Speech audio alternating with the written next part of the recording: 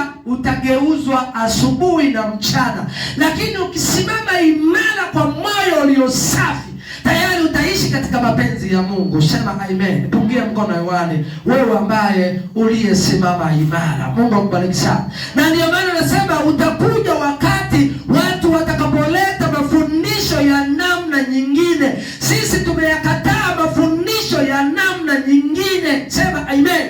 Tumeyakataa mafundisho. Leo kuna mafundisho mengi. Kila ukigeuka huko kuna fundishwa Yesu, unageuka huko kuna fundishwa Yesu, unageuka huko kuna kufundishwa Yesu. Unashindwa kuelewa hivi Yesu wa kweli ni yupi? Yesu anayetakiwa kufuatwa ni yupi? Ni kwa sababu ya mafundisho mengine. Sema amen. Lakini fundisho la kweli la kuona uzima wa milele unapatikana katika nafasi moja ya wanafunzi wa Yesu, ambaye ndio mimi na wewe. Sema amen. Na ndio maana wewe umekubali kuishi katika nafasi ya kuwa mwanafunzi wa Yesu, ambaye uliyekataa kuishi katika nafasi ya neno lililopandwa njiani. Umekataa kuishi katika neno lililopandwa kwenye miiba. Umekataa kuishi katika neno lililopandwa kwenye mwamba, bali umekubali kuishi katika neno lililopandwa kwenye udongo mzuri. Sema amen. Maana hapo utanena mazuri, utazaa vizuri katika matunda ya Bwana, na utaishi kumfurahia Bwana. Sema amen.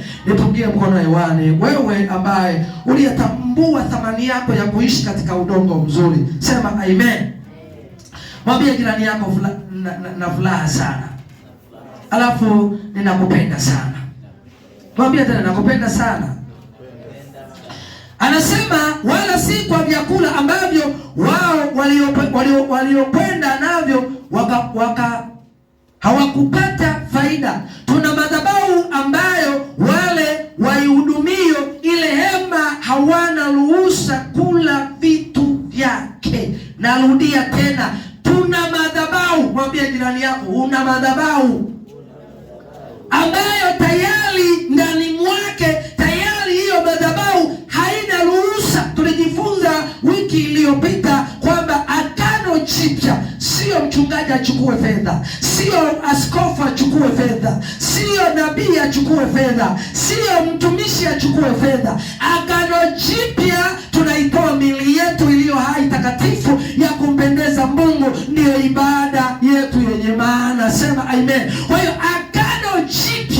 agano jipya ndiyo faida ya kwamba madhabahu iliyopo katika huduma tulionayo haina ruhusa. Hauruhusiwi kula madhabahuni. Sema amen. Na ndio maana unatakiwa ule kwa nguvu zako mwenyewe. Sema amen. Iwe ni mchungaji, iwe ni askofu, iwe ni nani, kama ipo kwenye agano jipya, hatakiwi kula vya madhabahuni, anatakiwa ale kwa jasho lake mwenyewe. Sema amen. Kama wale waliotutangulia